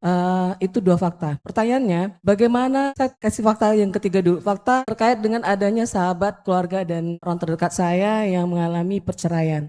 Jadi pertanyaan begini Ustaz, saya masuk ke pertanyaan. Apakah hukumnya dan balasannya bagi laki-laki yang tidak mau menceraikan istrinya, tapi mereka meninggalkan rumah istrinya tanpa memberikan kewajibannya lahir dan batin gitu kan, dan mereka menganggap itu sesuatu yang tidak tidak wajib mereka lakukan. Padahal kita tahu kondisi hari ini perempuan-perempuan banyak bekerja di luar rumah, terpaksa, dipaksa ataupun kesadaran sendiri tanpa adanya rangkulan dari suami-suami yang katanya Islam terbanyak di dunia ini. Saya tidak menyalahkan laki-laki atau saya terlalu feminisme, enggak. Tapi kesadaran laki-laki hari ini terhadap tanggung jawab menafkahi itu kurang Ustaz. Itu saja. Assalamualaikum warahmatullahi wabarakatuh. Waalaikumsalam warahmatullahi wabarakatuh. Barakallahu fikum. Inti daripada pertanyaan itu, betapa banyak lelaki yang kurang sadar terhadap tanggung jawab kepada keluarga, anak dan istri. Ikhwatul Islam, ketahuilah masalah ini tidak ada solusi yang terbaik kecuali kembali kepada Allah Subhanahu wa taala. Bagaimana kita akan mengatakan seorang suami kurang bertanggung jawab karena mereka jauh dari Allah Subhanahu wa taala. Karena pasal masalahnya itu adalah pernikahan. Kenapa menikah? Kenapa mereka menikah? Kemudian kenapa banyak lelaki yang tidak bertanggung jawab? Hukum asalnya itu adalah karena mereka jauh dari Allah Subhanahu wa taala. Artinya kita tidak bisa menghukum secara umum kenapa banyak laki-laki yang tidak bertanggung jawab. Karena kalau kita ingin, makanya seorang suami atau seorang istri ketika mereka mendapatkan suami yang tidak bertanggung jawab, maka solusi yang tadi kita tawarkan adalah kembali kepada Allah Subhanahu wa taala. Kalau seandainya juga tidak, maka tidak ada masalah seorang suami atau seorang istri mengajukan khulu' daripada kita menceritakan keburukan. Misalnya kalau kita tidak tahan kepada suami, tidak bertanggung jawab, tidak buat ini, tidak buat itu, tidak ada masalah karena agama sudah mengatur semuanya, dan di antara salah satunya adalah khulu'. Khulu itu artinya adalah ketika seorang istri minta berpisah kepada suaminya, minta berpisah, itu disebut dengan khulu. Kalau sekiranya itu ada kebenaran dalam agama, seperti seorang suami tidak bertanggung jawab, dia pergi kemana-mana, tidak bertanggung jawab, tidak memberikan nafkah lahir, zahir, batin, maka mereka boleh mengajukan kepada pengadilan, atau istilahnya disebut dengan khulu. Artinya kalau kita demikian keadaannya, kita tidak akan menyalahkan siapapun. Dan yang harus kita ingat, kesalahan itu kadang-kadang muncul dari kita sendiri. Makanya seorang muslim dikala mereka mendapatkan masalah, musibah, yang pertama kali mereka harus lakukan, jangan pernah menyalahkan orang lain. Seorang istri ketika mendapatkan suami mungkin tidak bertanggung jawab, jangan langsung menyalahkan suami. Saya tidak membela suami. Begitu juga seorang suami ketika mendapatkan istri yang tidak baik, maka jangan pernah menyalahkan istri, salahkan diri dulu. Bukankah tadi telah kita mengajarkan sayyidul istighfar? Makanya kalimat la haula wala quwata illa billah ini Bapak Ibu, kalau kita tahu maknanya, dari situ akan berubah semua masalah. Sehingga sebagian para ulama menyebutkan siapapun yang ada masalah seberat apapun masalahnya, kalau mereka selalu mengucapkan hari-harinya la haula wala quwata illa billah, dimudahkan oleh Allah. Bahkan itu adalah di antara pembuka pintu rezeki. Bahkan sebagian para ulama menyebutkan, Imam Ibnu Qayyim rahimahullah menyebutkan dalam kitab Al-Wabilus Sayyib, siapapun yang mengucapkan minimal 40 kali kalimat la haula wala quwata illa billah, maka pintu fakir akan dihilangkan dalam hidupnya. Masalahnya kita tidak tahu makna la haula wala quwata illa billah. Dan yang kedua, jangan pernah menyalahkan orang lain terlebih dahulu. Misalnya seorang suami mendapatkan istri, contoh pernah dulu ikhwatul Islam, karena kadang-kadang musibah itu tanda Allah cinta. Allah ingin memberikan yang terbaik, hadiah terbaik. Dulu ada seorang suami, dia seorang ulama, tapi istrinya sesuatu yang betul-betul mulutnya tajam, marah kepada suaminya, kemudian tidak menghargai suaminya. Kemudian ikhwatul Islam, apa balasan dari Allah Subhanahu wa taala? Allah balas seorang suami ini dengan mendapatkan anak yang berbakti yang tidak pernah ada duanya di dunia, di zamannya. Sehingga semua orang yang datang ke rumahnya takjub dengan bakti anak kepada ayahnya. Semua orang bertanya, wahai fulan, kenapa anakmu bisa berbakti? Kenapa anakmu seperti ini? Apa jawaban orang tersebut atau ulama tersebut? Sabartu ala ummihi 20 sanah. Aku bersabar terhadap ibunya 20 tahun lamanya. Maknanya ikhwatul Islam, seorang suami ini, jadi istrinya itu dia selalu memberikan tanggapan buruk. Pernah suatu ketika suaminya ini mengatakan, wahai istriku, coba sesekali engkau melihat di dalam masjid, bagaimana orang menghormati diriku. Maka sang istri ini pergi ke masjid melihat suaminya berceramah, menyampaikan ayat-ayat Allah dan hadis-hadis Nabi. Kemudian sang istri masuk ke masjid melihat orang semuanya tertunduk mendengarkan apa yang ia sampaikan. Ketika pulang ke rumah, apa kata sang suami? Bagaimana tanggapanmu? Apa jawaban istri? Aku melihat di masjid semua orang khusyuk kecuali kamu tidak khusyuk. Kan suaminya berbicara kan? Semua yang ada di masjid khusyuk kecuali kamu. Tanggapan buruk. Karena kalau sudah mulai menilai dari sisi negatif, semuanya akan negatif, tidak ada yang baik. Pada akhirnya qadarullah sang istri meninggal. Tapi nanti kalau ada suami yang istrinya perangainya buruk, jangan doakan meninggal ya. Begitu juga dengan sang istri, kalau ada perangai suaminya buruk, jangan doakan meninggal. Tapi dikala istrinya meninggal, Allah ganti semua kesabaran yang ia dapatkan dengan seorang anak yang bisa jadi seorang ibu yang sabar. Allah ganti dengan keturunan yang terbaik. Allah ganti dengan yang lain. Makanya ikhwatul Islam, dikala ada masalah, jangan pernah menyalahkan orang lain. Itu kaidah pertama. Suami saya buruk, orang ini buruk, anak saya buruk, jahat. Salahkan diri dulu. Ya Allah, aku abu'u laka bi ni'matika alaihi wa abu'u bi dzambi. Abu'u bi dzambi. Maka disebut Sayyidul Istighfar. Seorang suami punya istri yang berkelakuan buruk, salahkan dulu dirinya. Mungkin saya yang salah. Seorang istri yang memiliki suami yang mungkin kurang baik, mungkin karena kesalahan saya. Kalau seperti itu kita berpikir ikhwatul Islam, maka kita akan mengadu kepada Allah. Ya Allah, suami saya seperti ini mungkin karena kekurangan yang ada pada diri saya. Mungkin karena ini, kembalikan dia kepada kebenaran. Berikan kepada kami kemudahan. Bukankah itu di antara yang terbaik? Sehingga kita tidak sibuk menyalahkan orang lain. Karena kalau kita sibuk menyalahkan orang lain, masalah tidak akan pernah selesai. Mungkin dengan suami, kalau kita cerai pun dapat suami yang baru, masalah mungkin lain lagi. Karena masalah itu ada pada diri sendiri, bukan pada orang lain. Makanya kita harus ingat ikhwatul Islam, masalah itu tujuannya adalah untuk mendekatkan kita kepada Allah Subhanahu wa taala. Baik, saya tidak menyalahkan siapapun, mau penelitian ini, penelitian itu, seorang muslim mereka harus menyalahkan dirinya sendiri agar mereka selalu kembali kepada Allah Subhanahu wa taala. Baik, ibu-ibu yang dari pertanyaan secara langsung mungkin kita tutup dulu ya. Kita baca beberapa pertanyaan ini. Apa yang harus dilakukan oleh seorang istri ketika suaminya royal dengan keluarganya tapi kikir dengan keluarga istrinya? Tapi ikhwatul Islam, ini kaidah, jangan marah, jangan marah. Kami mohon maaf karena pertanyaannya sudah dimulai, maka kami juga akan memulai menjawabnya. Apa hukumnya suami loyal kepada keluarganya dan kikir kepada keluarga istrinya? Tentu kita bertanya, apakah keluarga istri tanggung jawab suami? Ibu-ibu jawab, apakah keluarga istri tanggung jawab suami? Artinya kalau ia tidak memberi, apakah dia zalim? Apakah sang ibu, mertua kita tanggung jawab suami? Apakah saudara dia adalah tanggung jawab suami? Iya atau tidak? Kadang iya, kadang tidak. Bisa dipahami? Berarti ini secara tanggung jawab ya. Artinya jangan kita menyalahkan. Kalau kita tahu jawabannya, kenapa kita salahkan suami? Selama ia menyelesaikan tanggung jawab. Seorang lelaki itu banyak tanggung jawabnya, wahai ibu-ibu. Tanggung jawab kepada istrinya, tanggung jawab kepada anak-anaknya, tanggung jawab kepada orang tuanya. Makanya kalau ada gaji suami, kalau diambil semuanya, bagaimana nanti dia dengan tanggung jawab yang lain? Makanya hukum asalnya seorang suami itu tidak boleh memberikan semua gaji kepada istri. Itu hukum asal. Kenapa? Karena dia masih punya ibu. Karena keluarga tidak akan bahagia tanpa keridhaan orang tua. Biasanya masalah yang paling besar itu antara mertua dengan istri. Mertua mengatakan dia mengambil anakku. Sang istri mengatakan dia mengambil suamiku. Jadi siapa yang betul antara mertua dengan istri? Mana yang betul? Mertua atau istri? Mana yang betul? Ibu-ibu apa jawabannya? Mana yang betul? Mertua atau istri? Keduanya betul. Suami saja yang salah. Karena suami itu hanya dua.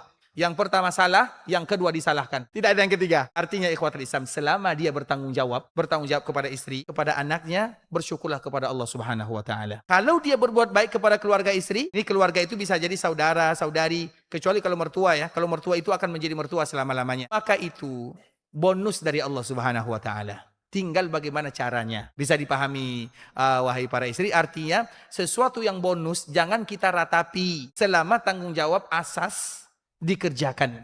Tanggung jawab kepada istrinya, tanggung jawab kepada anaknya, kepada orang tuanya, kepada keluarga. Kalau miskin, dia juga bertanggung jawab. Tapi kepada keluarga istri, karena keluarga istri ini kan juga nanti ada yang lelaki. Mereka juga bertanggung jawab kepadanya.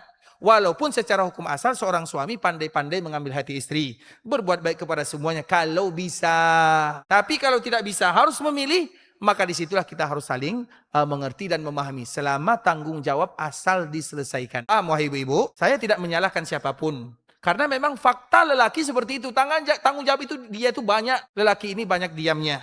Tapi kepalanya tidak pernah selesai berfikir. Itu merupakan di antara sifat lelaki. Kalau tidak percaya nanti silakan pulang tanya kepada suami sendiri. Baik ikhwatul Islam, kita lanjutkan. Apakah tidak meminjamkan uang kepada saudara kondisi yang sedang sakit dengan tujuan ingin mengembangkan usahanya, dengan tujuan agar saudara tersebut tidak terbeban dengan hutang karena lagi sakit, apakah termasuk bakhil? Tapi ikhwatul Islam, kalau dia sakit untuk berobat jangan dijadikan untuk berusaha. Artinya jadikan untuk berobat. Jadi kalau tidak meminjamkan kepada orang yang sakit itu bisa jadi disebut dengan zalim. Makanya keluarga itu adalah yang pertama kali. Maka disebut dengan rahim. Setiap orang kita harus tahu mana rahimnya, mana orang lain. Rahim kita itu bapak ibu. Yang pertama adalah ayah dan ibu. Yang kedua saudara ayah. Saudara ayah itu siapa namanya? Paman. Yang ketiga saudari ayah. Apa panggilannya? Bibi. Yang keempat, saudara ibu. Apa panggilannya? Saudara ibu. Saudara ibu. Saudara. Paman saudara ayah. Saudara ibu. Mama itu bahasa Ocu. Saudara ibu. Saudara ibu. Om? Bahasa mana om itu? Ibu-ibu apa jawabannya? Nggak ada yang tahu kan? Ada yang tahu? Dan saya juga tidak tahu. Kemudian, karena bahasa Arabnya khal. Dia bukan paman. Paman lain. Kemudian saudari ibu. Kemudian saudara kita dan saudari kita. Itulah rahim. Dan mereka lah orang yang paling berhak menerima kebaikan sebelum orang lain. Baik, kita lanjutkan ikhwatul Islam. Terakhir, bagaimana cara meninggalkan dan menjauhkan riba serta cara bertaubat? Ikhwatul Islam, ini di antara pertanyaan terakhir ya. Cara meninggalkan riba, ya ditinggalkan selesai. Cara meninggalkannya kita harus tahu. Yang pertama, orang tidak akan pernah kaya dengan riba. Kalaupun ia kaya, dia pasti akan mendapatkan ujung yang sia-sia. Makanya Allah mengatakan yamhaqullahu riba. Allah akan membinasakan orang-orang yang riba. Kalimat mahaqa itu artinya dihancurkan pelan-pelan. Rumah tangganya berantakan, anaknya semrautan, keluarganya tidak terurus. Itu makna mahaqa. Jadi yamhaqullahu riba. Allah akan menghancurkan pelaku riba. Dihancurkan itu bukan sekaligus. Seperti mahaqal qamar. Mahaqal qamar itu rembulan. Dia hilang sedikit-sedikit. Pada ujungnya, pada akhirnya dia hilang secara total. Itu makna daripada kalimat mahaqa. Artinya tidak akan bahagia orang yang riba. Sehingga kita harus tahu, yang pertama orang yang riba bermusuh dengan Allah. Siapa yang menang kalau bermusuh dengan Allah? Tidak ada yang menang. Yang kedua, dia akan dihancurkan hartanya, dihilangkan. Baik itu dengan penyakitnya atau dengan yang lainnya, dengan berantakan keluarganya, banyak. Kemudian di perkuburan, dia akan berenang di sungai darah sampai hari kiamat di alam barzakh. Kemudian yang berikutnya, dia akan dibangkitkan seperti orang gila. Sehingga orang gila biasanya diperhatikan semua di akhirat. Orang-orang yang ada di sana memperhatikan orang gila. Ternyata dia adalah pemakan riba. Artinya dia terkenal di akhirat, terkenal dengan kekejamannya. Kemudian yang kelima, dia akan diancam oleh Allah dengan api neraka. Dan ketahuilah ikhwatul Islam, pelaku riba itu asal-muasalnya adalah orang-orang Yahudi. Semua kita benci kepada orang Yahudi. Tapi banyak di antara kita yang tidak meninggalkan apa yang dilakukan oleh orang-orang Yahudi. Barakallahu fikum. Sebelumnya mohon maaf kepada Bapak Ibu semuanya. Karena waktu kita sudah jam 11.30. Sampai di sini pembahasan yang bisa kami jelaskan. Yang benar dari Allah Subhanahu Wa Taala, yang salah dari diri kami pribadi. Karena kurangnya ilmu kami, karena kebodohan, kejahilan, karena ketidaktahuan kami. Kami mohon maaf kalau ada kata-kata yang salah, kalimat yang kurang tepat, bahasa yang kurang bagus. Kita tutup dengan doa kafaratul majlis. Subhanakallahumma bihamdika asyhadu an la ilaha illa anta astaghfiruka wa atubu ilaik. Assalamualaikum warahmatullahi wabarakatuh.